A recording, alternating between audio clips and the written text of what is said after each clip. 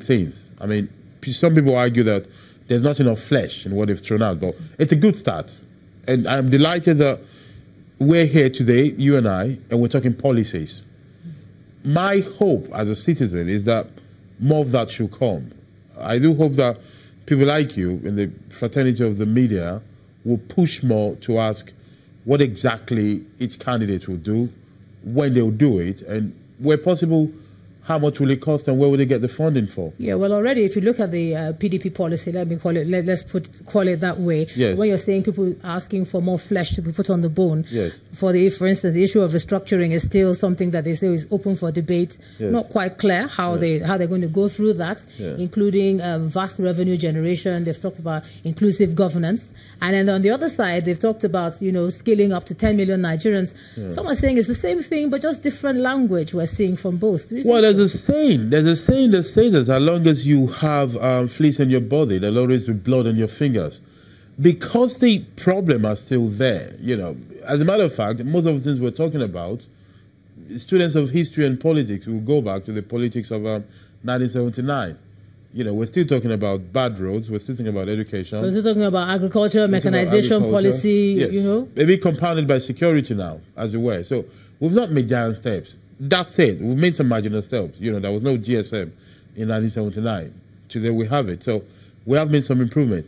The problem is still there, so there's no surprise that there's no big change. I think what we should be looking at is how these same problems will be solved. And what we should be looking at is who's credible enough to solve it.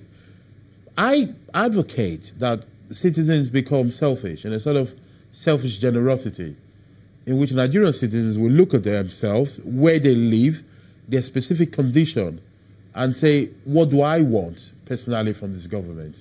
And to find a common voice to dictate and influence and lead the agenda, rather than remain supporters, followers, and fans. To become employers, to see themselves as the people that would employ the next president, the next governor, the next senator of their district. Well, you've seen the two candidates. I know you talked about being happy that we're talking about policy now. Yes. And then you've also talked about perhaps credibility. What do you think Nigerians are looking for in a leader now? Beyond give us roads and sort electricity out. What sort of individual should run right now? I think Nigerians at the moment are looking for somebody capable of doing things. They want somebody who has the energy and the world view to be able to solve their problem. I think that is what needed. And I think, but Nigerians need to have the courage to understand they need to employ a CEO that understands the problem and can find a solution for it. Exactly. Thank you so very much, Director, Center for International and Advanced Professional Studies, Professor Akila. Thanks for joining us, Professor Akila, on the news at 10 tonight. Thank you. Now, the police in Akwa Ibom State today prevented a breakdown of law and order at the State House of Assembly following protests by some youths after the Speaker of the House declared 5 legislative seats vacant. The protesting youths attempted to invade the House but met heavy resistance from the police, who later whisked them away. The Speaker of the Assembly says the declaration is in line with the order of the Federal High Court, Uyo, which directed the Assembly to declare Idong Estate Ituan's seat vacant after he defected to another party from the People's Democratic Party. The court held that Mr. Ituan had no reason to have defected from his former party, as there was no division in it. The Commissioner of Police, Sunday Abang, who visited the Assembly to assess the situation, told journalists that everything is now under control. Okay, let's cross over to Abuja now. Here's Ibrahim Adra. Hey, Ibrahim. Many thanks indeed, Ijoma. Well, here in the nation capital, there are also protests. This time around, it's the National Association of Nigerian Students and the Nigerian Labour Congress that have staged protests against what they describe as lack of adequate attention to the education sector in Nigeria. The protests, which held both in Abuja and Niger State, are aimed at pressuring the federal and state governments to make sufficient budgetary allocations to the sector. According to them, allocations to the education sector has been dwindling since 2014, adding that even the little that is allocated is not fully disbursed.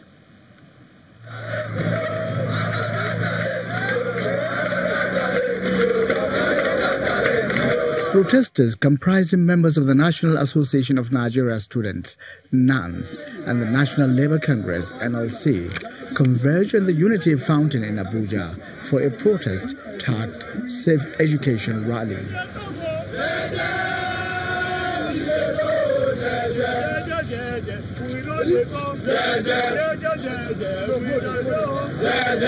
The protest is holding both in Abuja and Minna, the Niger state capital.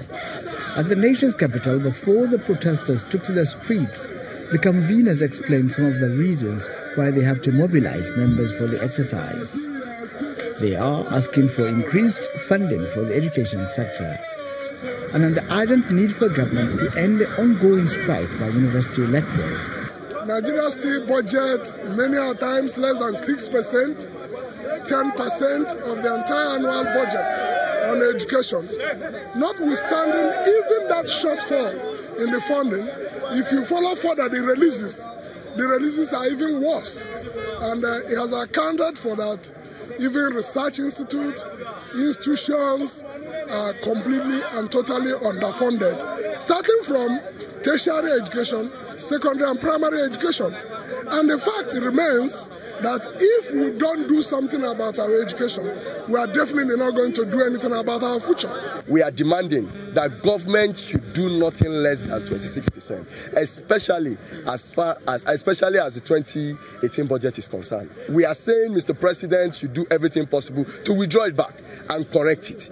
That is just our demand, 26%, and resolve the crisis, the lingering crisis with the management of our educational sector, especially the lecturers.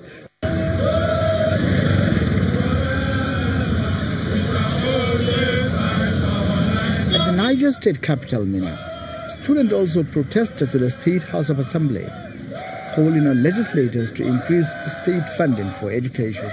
Our tertiary institution, there's no good laboratory, there's no good classroom, there's no good place for our students to learn. The children of the rich are moving their children to the abroad. Why we, the students of the masses, we are suffering in this country? If the governor of Niger State or the government officials, minister, senator, their children are abroad schooling, why the children of the masses are in Nigeria suffering from lack of good education is very wrong. We are calling on federal government, we are calling on state government.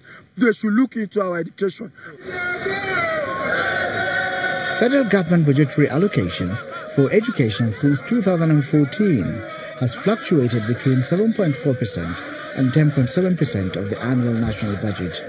And in most cases, the shortfalls between what is appropriated and what is disbursed make it difficult for full implementation of capital and recurrent expenditures in the sector.